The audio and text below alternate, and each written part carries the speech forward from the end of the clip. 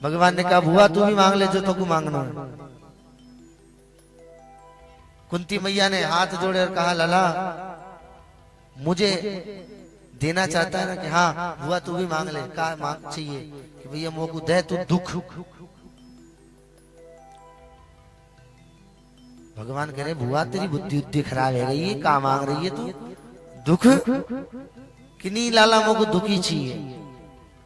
है कोई माता जो चाहती है कि मुझे दुख मिले?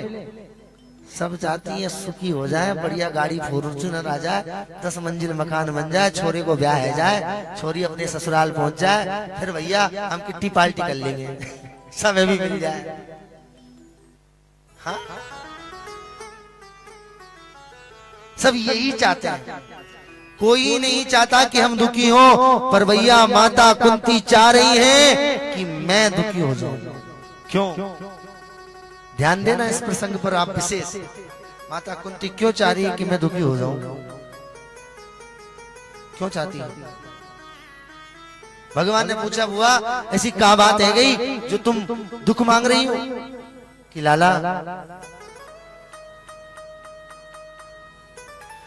कि दुख में सुमिरन सब करे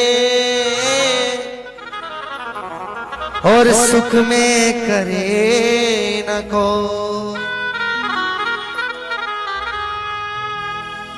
जो सुख में सुमिरन करे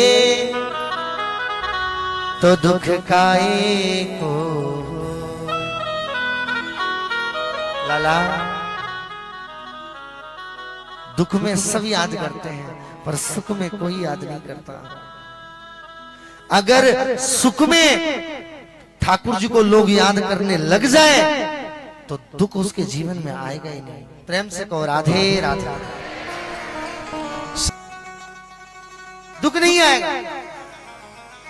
और क्या करते हैं हम लोग जब सुखी होते हैं ना, जब तो मौज मस्ती करते हैं, पार्टी शार्टी होती है हमारी। कौन भगवान कैसे भगवान, और जैसे पड़े दुख पूरे देवतन ने ढोक लेंगे। आसपास को एक देवता है, सुनिए बागेश्वर धाम जाएंगे अर्जी लगा कर आएंगे, हमारे बगीची धाम जाएंगे अर्जी लगा कर आएंगे, बालाजी में ये काम है जाए, वृंदावन जाएंगे गिरिराज जी की परिक्रमा करेंगे, बाबा गोवर्धन नाथ तू ही जाने तेरी लीला बाबा, बड़ो दुखी हूं, कर दे यह काम है, कर दे लाला कर दे।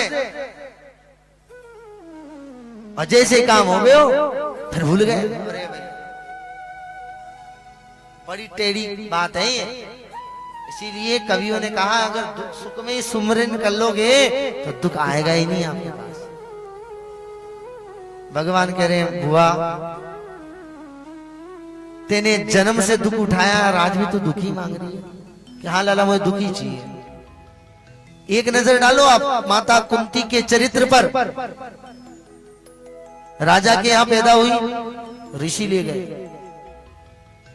जवानी में बिना विवाह के गर्भवती हो गई, सूर्य की दृष्टि पड़ने से बालक को नदी में बहाना पड़ा। मां ही जानती है अपने बालक को जन्म देने में कितनी पीड़ा होती है, और उस बालक के जन्मते ही उसको नदी में बहा दिया जाए, बताओ उस मां को कितना कष्ट हुआ होगा, कितना दुख हुआ होगा। फिर देखो उनकी शादी हुई तो किससे हुई? पांडु राजा से, जो पीलिए के मरीज थे और श्राप लगा हुआ था अगर तुम काम बस होकर अपनी पत्नी के साथ में संबंध बनाने के लिए गए तो तुम मर जाओगे। अब बताओ पति का सुख नहीं,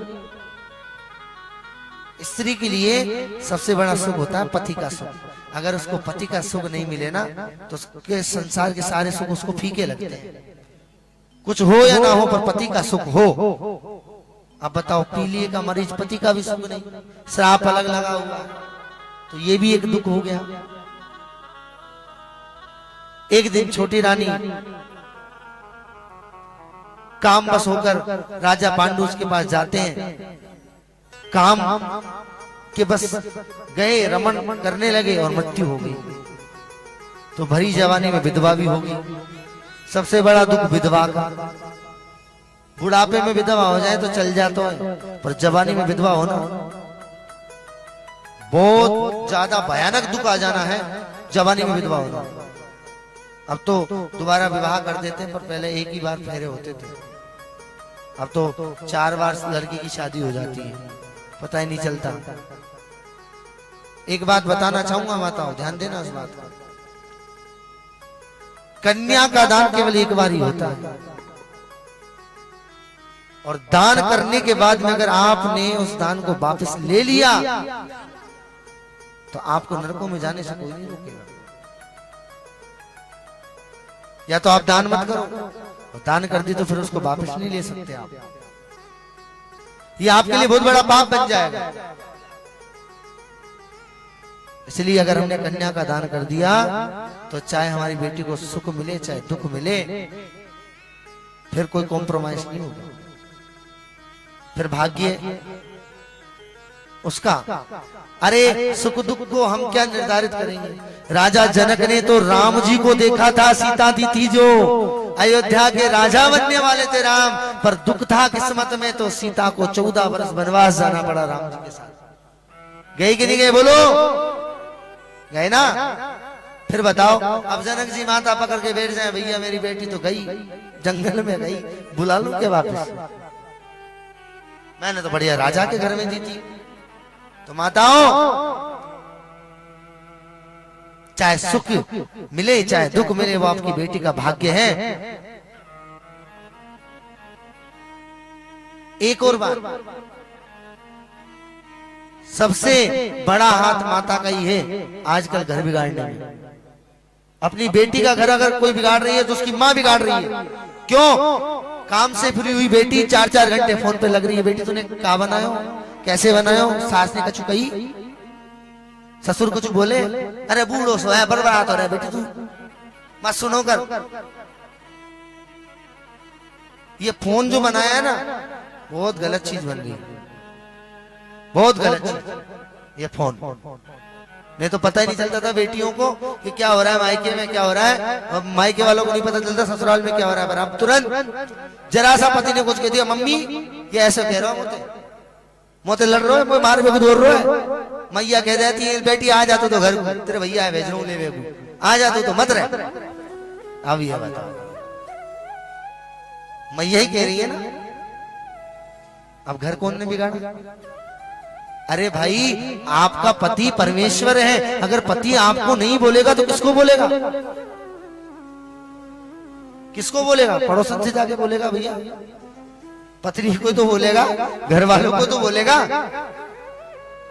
और तुम नेक सो पति कछु कह दे तो मैया तो कह दे, मैया कह दे आ जा बेटी। और फिर मायके में कई केस मैंने ऐसे भी सुने, मायके में क्या बात होती है, वो माँ क्या कहती है, आएगो ससुर नाक रगड़ के जाएगो तब छोरी भेजूंगी, पूरी बात पक्की कर लूंगी, छोरी पे उंगली ना उठनी चाहिए। अब बता, आदमी है कि भैया कुत्ता है वो? तुम तो यार पट्टा बांध के भेज रहे हो कि भाई बेटी तभी जाएगी जब पट्टा ये हमारी बेटी के हाथ में हो। माताओं, जीवन में अगर सुखी रहना चाहते हो तो अपने पति को परमेश्वर मान लीजिए। एक उपाय और बता देता हूं आपको धनवान बनाने का, ध्यान देना। आपके घर में लक्ष्मी की कमी कभी नहीं आएगी, कभी भी नहीं। लिख लेना मेरे से, प्रमाण देकर जा रहा हूं आपको। जो माता अपनी पति के रोज पैर दबाती है घुटने से नीचे नीचे, चाहे वो 20 ही मिनट दबा रही है, उसके घर में लक्ष्मी की कमी नहीं होती। लिख लेना मेरी बात, ये करके देख लेना इसको। अगर आपके पास में पैसे की कमी आ जाए तो कहना, आप अपने पति के केवल 20 मिनट रात को सोते समय घुटने से नीचे नीचे, घुटने के ऊपर नहीं, केवल घोंटू से नीचे नीचे के पैर दबाना। हंसने वाली बात नहीं है भैया, सत्य बात कह रहा हूं मैं तुमसे। अब सुनो, अब आप सोचोगे कि अरे घुटने से नीचे नीचे पैर दबाने से क्या लक्ष्मी आ जाएगी? आपने कभी भगवान नारायण का फोटो देखा है?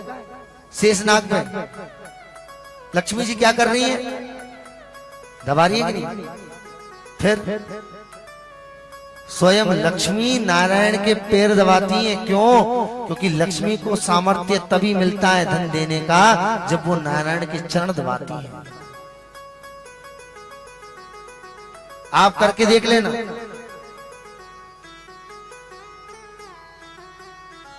कौन कौन करेगा बताओ? ट्राई कौन कौन करेगा आज से? अच्छा 2 3 पक्का? हाँ हाँ नहीं, वो परमेश्वर हैं आपके पति। आप चरण दबाकर देखो, सफलता धन आपके यहाँ कैसे आता है। आप स्वतः कहोगे कि नहीं महाराज जी आए थे कोई और कहकर गए थे, बात सत्य है और हमारा पास में धन आने लगा है। ये आप प्रैक्टिकल कर लेना, केवल एक दिन करने से नहीं होगा। हाँ रेगुलर कंटिन्यू करो, फिर देखो आपके पति भी कहेंगे रोज आपसे आके कि भाई व्यापार में हमें बड़ा मतलब बढ़िया मुनाफा हो रहा है, व्यापार हमारा अच्छा चल रहा है। ये सूत्र है, आप रोज अपने पति के पैर दबाओ, धन की आपके यहाँ कमी नहीं रहेगी। तो माता कुंती को ये भी दुख था कि उनके पति भरी जवानी में मर गए, और पर उनको पास में आशीर्वाद था। सूर्य नारायण ने एक मंत्र दिया था कि जिससे वो मंत्र बोलने से गर्भवती हो जाती थी। तो उनके 5 पुत्र हुए, 3 तो कुंती मां के और 2 छोटी रानी के।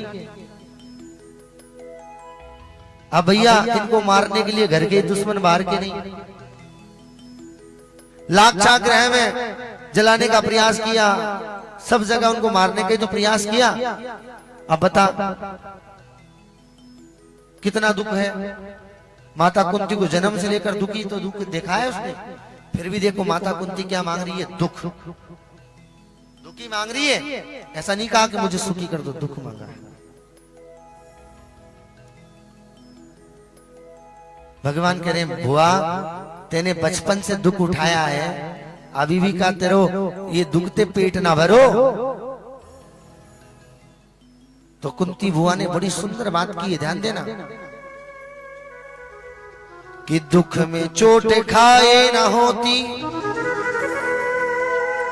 तो प्यारे मोहन तेरी याद आए न होती। ए गोपाल जब जब मुझ पर दुख पड़ा, जब जब मैंने तुझे पुकारा, तू मेरे सामने खड़ा हो गया। अरे लाक्षा ग्रह में मेरे पुत्रों को बचाने वाला कौन था? तू ही तो था, नहीं तो हम तो सब जल के मर जाते। दुर्वासा मुनि के श्राप से किसने बचाया? तूने। अरे जब जब मुझ पर मेरे पुत्रों पर संकट आया, तब तक हे गोविंद तू हमारे साथ खड़ा था। जब तू दुख में हमारे साथ में है तो मैं सुख मांग कर करूंगी क्या? आज मेरा पुत्र ने, मेरे बच्चों ने महाभारत का युद्ध जीता और छत्रपति सम्राट बन गए, युधिष्ठिर को राज्य मिल गया। राज्य मिलते ही लाला तू तो जा रहा, सुख आया तो तू चला गया। तो लाला ऐसा सुख नहीं चाहिए कि सुख के माते सिल परे जो नाम हृदय सो जाए, और बलिहारी बा दुख की जो पल पल नाम रटा। ऐसे हमारे ब्रजवासी कहते हैं कि ऐसे सुख के पत्थर पड़े जिसके आते ही भगवान का नाम हमारे मन से चला जाए। हम ऐसे दुख को बार बार प्रणाम करते हैं जिससे हमें हमेशा श्याम सुंदर की याद आती रहे, ठाकुर जी का स्मरण होता रहे। इससे अच्छा तो दुखी है भाई, ठाकुर जी को तो मना रहे हैं, रिझा रहे हैं। भगवान ने कहा बुआ